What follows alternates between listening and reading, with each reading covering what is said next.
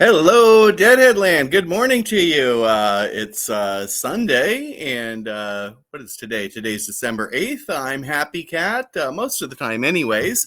And I haven't gone live here for a little bit. There's been a lot going on kind of in my personal life as well, and just haven't had the chance for a little bit to go live, but it's nice to be here and nice to see all of you, and give you a few minutes to tune in on the various Deadheadland channels. This is live on Deadheadland Facebook, Deadheadland Films on YouTube, Deadheadland on Twitch TV. So hopefully a few of you are tuning in today. We've got a special show today discussing promoting a show that's coming up next week here in the Bay Area.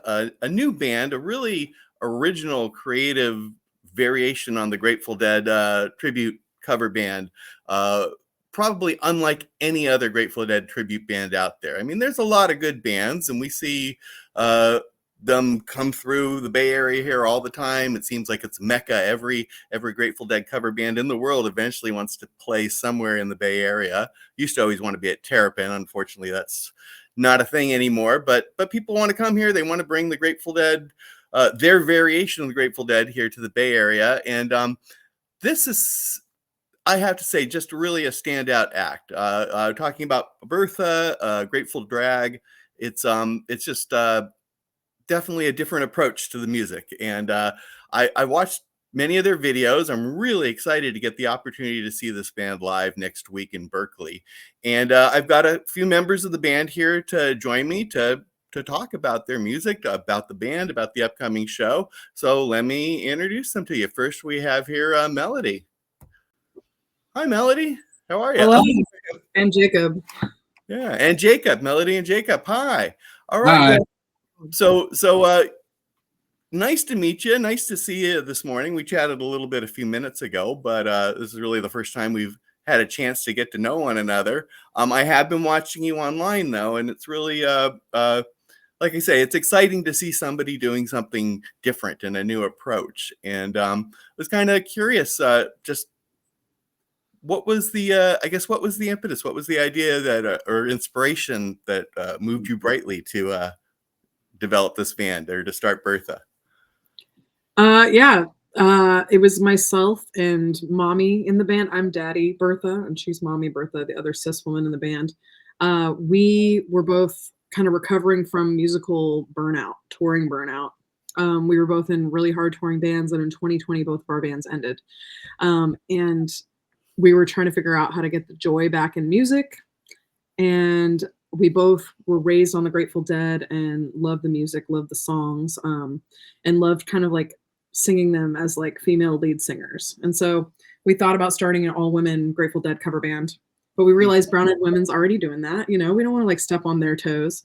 And we also knew some dudes like Jacob here who would be really heartbroken if they couldn't be in the band. And so it started as a joke. It started as a joke. Well, if we put him in drag, it's still an all-girl band. And then we're like, we put him in drag, it's still an all-girl band. We realized that this could be our dubious distinction in the world of Deadhead cover bands. Yeah, well, it certainly got everybody's attention, and you know, but it's not. I wanted to just really straight out point out from what I've seen online, it's not a gimmick. You guys like are good musicians, and you're really doing a great job with this music. So it's fun. What I've watched so far, really fun. Now, Jacob, is this your first experience at drag, or have you done this before?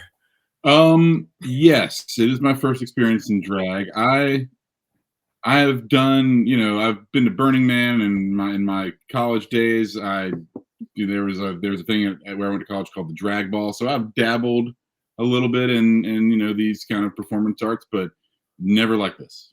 Okay. All right. Yeah. And even in the world of drag, this is something brand new.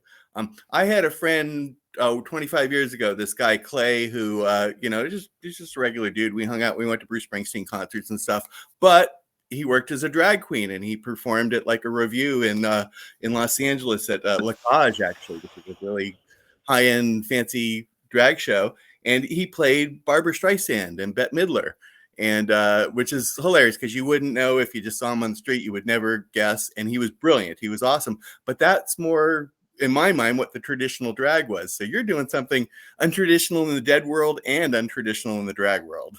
I like to call being a deadhead the other closet too, because it's almost like being a drag queen where you don't know walking down the street who's a deadhead, who's a drag queen, Yeah. who's a queer person.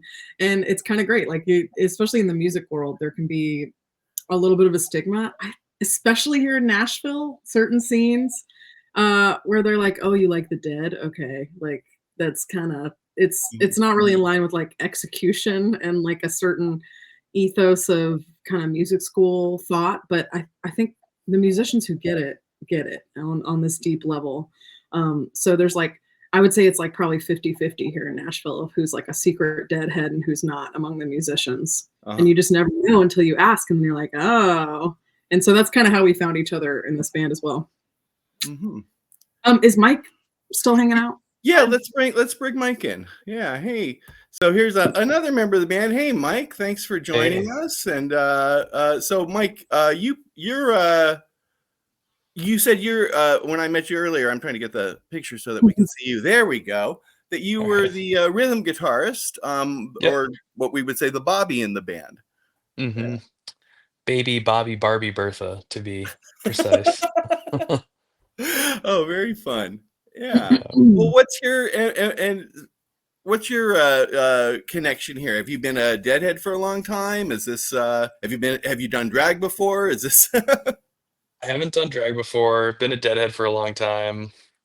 Some of the first full band live performances I ever did were in high school, Shakedown Street, Eyes of the World, with my buddy Rob Eaton Jr. Wow, that's amazing that Melody's holding. I know you can't see the screen. Melody's holding up a picture of you in full costume in Bertha. So. Okay.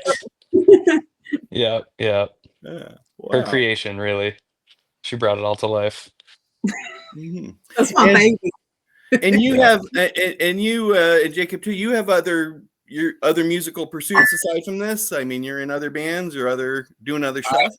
I am. I play a lot of bluegrass music, so I play in a couple different bluegrass bands around Nashville, and one that tours. I also play with Melody in her solo project when she does that. I've always been kind of a freelance musician, mainly guitar. This is my first real band on the bass. I've never really considered myself a bass player. But I'm a huge Deadhead, and I've played in a number of Dead cover bands over the years, and I've always been kind of Phil curious, as I say. And when we formed this band, when we were talking about who we would try to get for the different roles, I was pretty certain that I really wanted Thomas to be the Jerry guy. He's not here now, but he's just a fantastic guitarist and musician. And so, maybe it was initially assumed that I would play lead guitar, but I was like, no, I want to play bass because Thomas should play lead guitar. And it was kind of the same way with Mike. We were like, dude, Mike Wheeler, he can do this. It's going to be awesome. Mike has a special connection to the Bobby parts. I don't know if you want to talk to that, Mike. Yeah. Yeah. As I was mentioning before, I grew up playing with Rob Eaton Jr., who's a phenomenal lead player and rhythm player, but his dad, Rob Eaton, is the Bobby in Dark Star. And so we kind of had them as our mentors from the get-go. Saw them for the first time in 2002 when I was 15. And so that's some good pedigree right there. And Rob Eaton Senior, he's sometimes he's more Bobby than Bobby. He's got the moves down, he's got the shrieks down. Yeah, so good. Absolutely. Good modeling there. Well, and I imagine you do as well. So do you kind of do it like you do the Bobby songs and the Jerry guy does the Jerry songs, or do you all mix it up a little bit? No, we mix it up. I'll sing Jerry leads, but I'll still play the Bobby parts. If I'm singing a Jerry lead where I can't quite get to the intricate Bobby parts. Maybe in Cryptical Envelopment, there's a couple of crazy Bobby things going on that I can't quite Mhm. nail while singing the Jerry lead. I'll, do some kind of hybrid part or something a little more simple underneath. But yeah, even Thomas, our Jerry guy, sings some Bobby leads, and the girls sing some of the Bobby leads, and we'll step those up a couple Mhm. steps, Is mess around with different keys, and we also split leads where I'll take a lead verse, then Melody will take a lead verse, and Caitlin will take a lead verse. uh-huh. So it's Good, been good. fun. At first, I was a little like the purist in me was kind of like, oh, how's this gonna work? But I do enjoy mixing it up the way we have. Well, and I really appreciate that as somebody that sees a lot of Grateful Dead. I like it when people mix it up. If you want to just like Mhm. nail the Grateful DSO does that, and they do Yeah, that totally. better than anybody. And I would rather see people interpret it, let the music be their own. A good friend of mine, Ross James from the Terrapin Family Band. First time I saw him do Throwing Stones.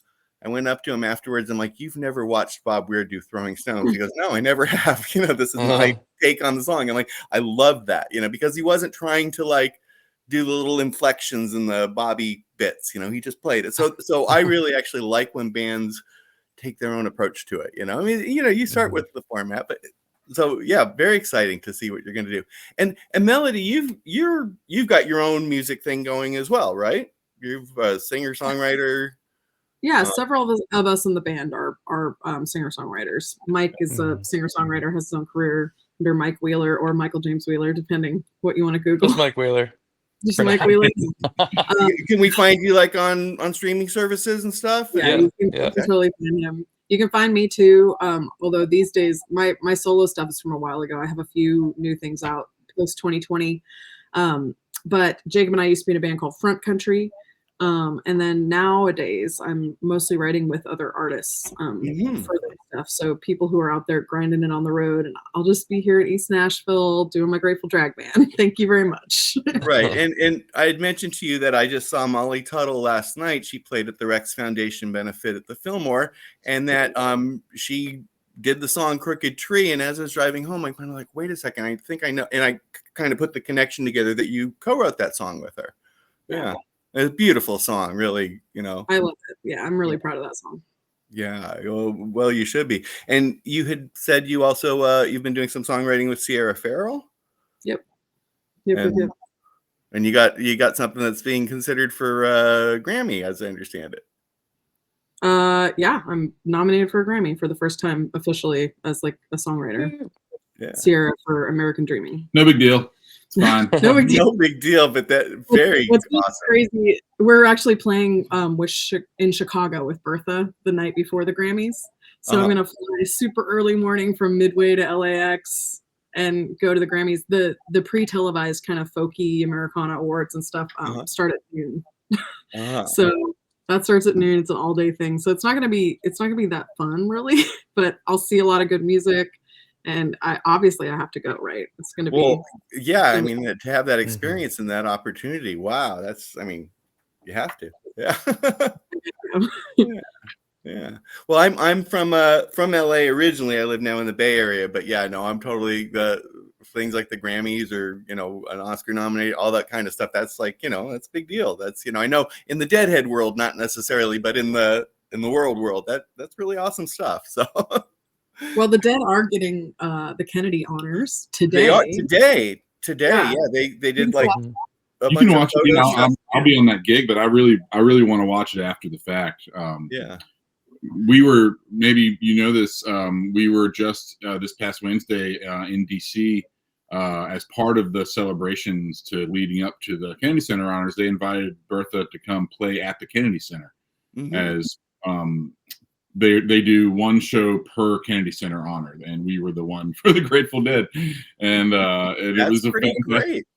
Yeah, it was a great experience. It was pretty wild. We had MC Taylor from His Golden Messenger fly up from Raleigh and sit in with us, which was, as a huge fan of his, very, very exciting. And yeah, it was really cool to be a part of that. And I can't wait to see the three remaining members get this honor. It's a little sad that Phil can't be there. I know for a fact that he was, excited about it and planning to kind of spend the week in DC. And But it'll be great.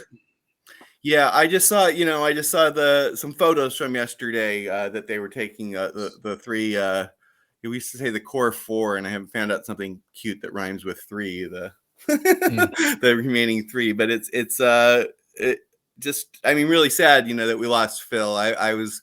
I'm a huge Phil fan, and close by to Terrapin here, so I certainly saw him many times. We're so blessed to have had him for so long, and but just so ironic that this was the moment that we lost him, when the Dead are again getting so much attention, and that the four of them, despite whatever differences, we're gonna get together for this. Even if they didn't play, to have the chance to see them together. So. Yeah. But it's an amazing thing. What a great honor, and the fact that it is such a deep part of our our culture here in America. So yeah. Yeah.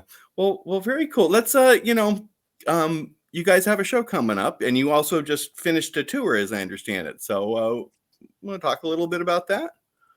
Well, yeah, the Berkeley show is going to be the last show of our first set of dates that we put out as the Bertha Does America tour, which was, everyone was demanding that we come to their town, and so we tried our best to get somewhere in each region in the country on this tour with stuff that made sense for us to do.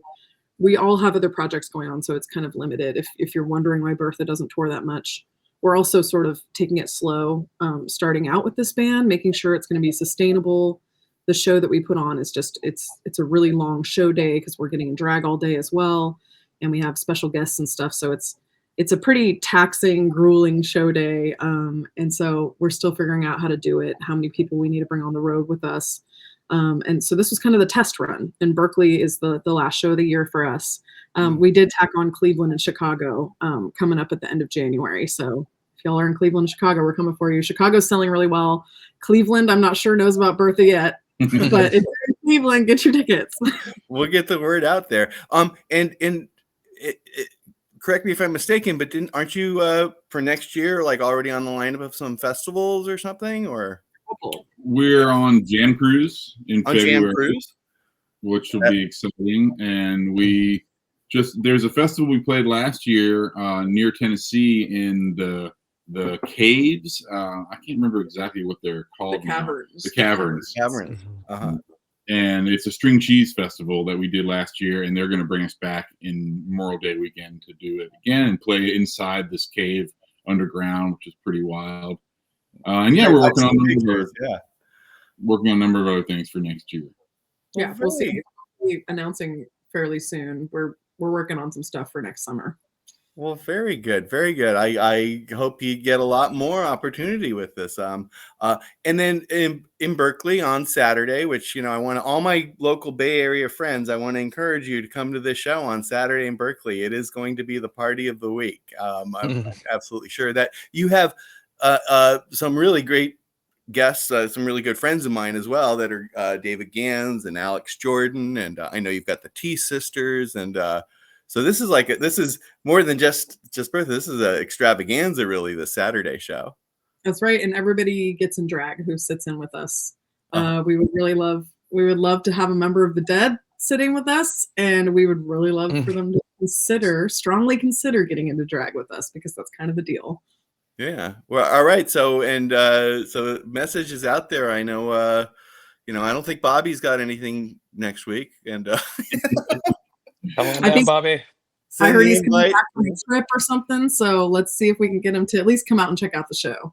Yeah. No, it'd be great. And if not this round, then we'll get his attention the next time. Maybe. Well, he definitely knows about the show. Bobby has actually generously donated a signed D'Angelico guitar for a little raffle situation that we're doing to raise money for our org, which is the TGI Justice Project. Right. Yeah. Let's Queer Deadheads. Talk a little bit about that. Yeah. What's the TGI Justice Project? TGI Justice Project is a Black trans-led organization that actually supports and helps with trans folks in the prison system. So if you ever wondered if that is a hard way to go, yeah, it is, and people need help. And so this is a Bay Area-based org that we got connected with, actually, because one of the board members, Khaki, is an old school queer deadhead. And so Khaki helped us get in touch with them. And we're just really trying to find our queer deadhead family, you know, and the page Queer Deadheads that Joe Rivera runs has been so great for us connecting with so much family. We found deadhead drag queens to play with us, and sing with us. You know, it's like we found the people we need to find. It's really been amazing. And so Joe helped us find Khaki in this org, and I think Khaki actually knows the Weirs, and so she got this guitar signed. So if anybody's interested in a signed guitar by Bobby, that's going to be up in our raffle, as well as I believe a Jay Blakesberg Jerry photo is going to be up as well, and maybe a couple other like really cool high-end prizes. Okay, so this will be a raffle there at the show on Saturday. People can buy the Yeah, ticket. you can buy a ticket at the show. I think is how we're going to run it, and it all supports a good cause. The overhead is significant for this band, so it's great when we can have like a raffle or an auction on top of it to raise even more money. And if anybody out there is just balling and you want to do like a matching funds thing with us to help this go even further, like we would really love that. You know, the Bay Area, I know you deadheads in the Bay Area, you got some money, so come on, put it where your mouth is. Yeah, very good. Well, and I'll when we're done here, I'll share all the links and stuff for everybody. And this show is not sold out yet, so get your tickets. But you know, we're gonna keep talking up, so get them early in the week just in case. You know, they're moving. We'll let you know. You know, you can come check out our socials at Grateful Drag everywhere, and we'll let you know if the tickets are like in danger of selling out a couple days out. Yeah. Well, and the theater, the UC Theater, is a great space. It's like it's a smallish theater. It's not tiny, but it's not. It still has that club feel. It's not like super big either, and a really great space. And they've got an outstanding stage, so plenty of room for the extravaganza you'll be putting on. Yeah. What else? What else would you? Oh, you just finished a big tour too, right? We did. We decided to do about 1 weekend a month this fall. It's hard. We can't really do like touring traditionally back-to-back days. It's just too much production. But we decided we wanted to do one weekend a month. So we went to the Northeast in New York and Hartford and New Jersey, and then we were going to go to Asheville in North Carolina, but that didn't happen because of the flooding. So we ended up just going down to Charleston, South Carolina, and had a fun time down there. We did a show in Nashville 2 days before the election. That was great. And we decided to try 2 drummers out for that show, which was very fun and something we will definitely do again. And then just a couple weeks ago, we were in Colorado for our first time in Colorado, which was crazy fun. Definitely Bertha town out there. And yeah, now our only show on the West Coast is in Berkeley. So we're really excited about it. Well, I'm glad you're finally playing out here, and I know Bay Area is a great place for you to play. It's a very receptive audience. Me having grown up in California and most of my Grateful Dead shows, I went to a lot of Grateful Dead shows, but I'd say at least like 3/4 of them were in California. So I've always been aware that there's a queer presence at the shows, and you know, I know the Queer Deadheads on Instagram account. You know, I've been connected with them and knowing them for like a very long time now. But it wasn't like I say, even back in the 80s and 90s, I had lots of friends of all shades of the rainbow that were going to the shows. So in California, very open. What's the reception you're getting in other places? Is there, you know, are people very open? Is it's a shock or a surprise for people? What's it like around the country? Mike, you want to talk about it? I think it's been a really warm reception. The folks that come out to see us are the ones that are excited about it. Certainly there's some interesting emoji use on in some of the comment sections, but people just kind of outing themselves for feeling the way they feel. But yeah, no, it's been a great reception. I think certainly down south here, you know, more folks coming out and feeling like it's. We had a trans guy come out to a Nashville show and say, "Your band saved my life," and you know, for a Southerner, I think the representation is that much more meaningful. Yeah. Not to diminish what it means for folks up north too. And it ranges from queer folks to parents of queer kids. Yeah, there's just been a lot of really great um, feedback and energy around what we're doing. Um, Mhm. yeah.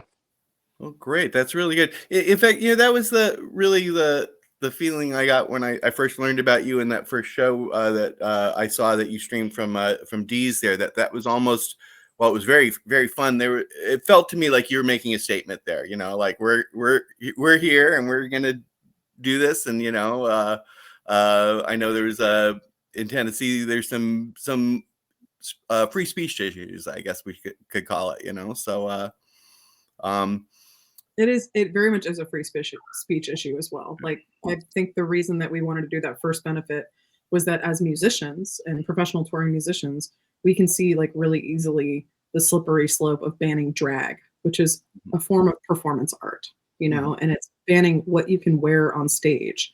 Is it drag if you're a musician and you happen to wear a dress? Kurt Cobain wore dresses, on stage. So like, yeah, Alice Cooper. slippery slope. Yeah, exactly. Mhm. Like glam rock, look at it. Like, so it's a slippery slope to say, what is drag, what's not drag, and what's appropriate and what's not. And, you know, yeah, I just don't, I can see really easily how as musicians we need to be in solidarity with that. But also the band is majority queer. And so it means a lot to us to stand with the drag community and to also like make a stake for music and drag being more integrated, which they often aren't, like live music. It's usually DJ music and top 40. And so there's a lot of queer people who aren't into top 40 and DJ music and who are deadheads or into jam music or just kind of rock or classic rock in general, and they want to come check this out. One of the coolest things I think about this band is that we get people at our shows who aren't deadheads, who came to check out the drag side. And maybe they didn't know any of the repertoire. Like we had we had some folks come up to us at the end of a show, I think in Charleston, and they said, "Oh, we love Fare Thee Well. We're so glad you played it." We've also had people come up and be like, "So are those all original songs?" Oh, that's great. That's great. Yeah, I just wrote that one. Mhm. I remember, Mike, earlier in the conversation, you're talking about that you've got, the way that you share the lyrics and stuff, and you said that some of the female voices take some of the Bobby parts, and it popped into my head, and I forgot to mention it. Does the band have a Donna? We're all Not done here. necessarily. We're all Yeah, done. there it is. We're all done. I love it. Yeah, that's great. That's great. Well, very good. There's not a Donna, but that's the other reason that we share leads, obviously, because there's no prescriptive. If it was just Bobby and Jerry singing, well, then what the hell are me and Caitlin gonna do? Mm-hmm. So, so it's spreading it around. It's not being too precious about the dead. That's like a really big part of what we're trying to do is not be too precious about it. There's enough bands doing the perfect historical reenactment, and they're great at it. So why would we want to be in their lane anyway? I mean, we're pretty precious about it. Don't get me wrong. Try to keep a balance with that and keep people grounded, because I don't have a dog in that fight. I have a cat. Or a cat. Mhm. Yeah, great. We do structure our shows. Come on, kitty. You like that? We do structure our shows like a tradition. Ow! Good lord.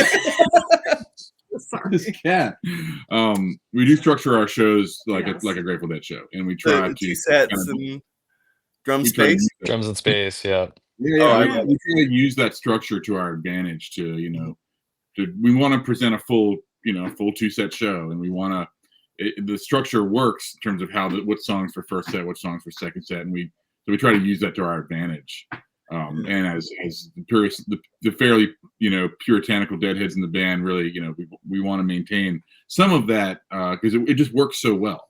Mm-hmm. Oh, it absolutely does. When I was first getting into the Dead myself, like in the 80s, I was a theater major. That was my background, and when I kind of connected to their show structure, it's very much like it's like a theatrical, like a 5-act play structure. You can kind of look at it that way, and the different parts, development, and with the little encore being the denouement there at the end, and it's so I think that's part of why the Dead, perhaps once they locked that structure down, why it just kept getting bigger and bigger and bigger, because it is a very powerful way to construct a show. And I think I remember actually when I first saw Fish a couple of times, because they didn't exactly follow that structure, and it was like, wait, but I was expecting that, they clearly do their own thing, but anyways, yeah, no, that's great. I think that's a good format to follow. It is very strong. Yeah. Well, I'm super excited to see you next week, even more so now that we've had a chance to talk. And I'm hoping that a lot of my friends here in the Bay Area are as excited and are going to come out and check you out and have a really good time Saturday. Yeah, I hope that they'll give us a chance. Some people, I think they look at the gimmick on the face and they say, oh, well, that's obviously going to suck. And I mean, I don't know. There's YouTube exists, Google exists. You can find out for yourself, but it's not going to suck. I promise you that. Yeah, no, I from what I've seen so far, I mean, y'all play really, great, so it's I'm excited for it. It's going to be a fun show, I'm sure. Yeah. We're having a good time. We got a lot of surprises for this one. A lot of special things we have planned that aren't being billed, and it's going to be fun. Okay. Well, looking forward to that. Well, thanks, Mike. Anything else you would want to add, or? Just really psyched to take this band out to where it all began in the Bay Area. Yeah. Well, great. Welcome. Looking forward to having you, and I hope your travels here are nice and easy. And I'll see you Saturday. Yeah. Cool. One Thanks more so much. Saturday. Can't wait. See you soon, Bay. All right. Thank you so much. Thanks for being here. Have a great rest of your day, and I'll see you next week. Thanks. All right, bye. All right, so that's Bertha. Thank you all for tuning in here. And if you're local here in the Bay Area, once again, encourage you, UC Theatre in Berkeley. You can get your tickets at the UC Theatre website. And I'll see you Saturday night. One more Saturday night here in the Bay Area. All right, with Bertha. Take care, everybody. Happy Cat signing off.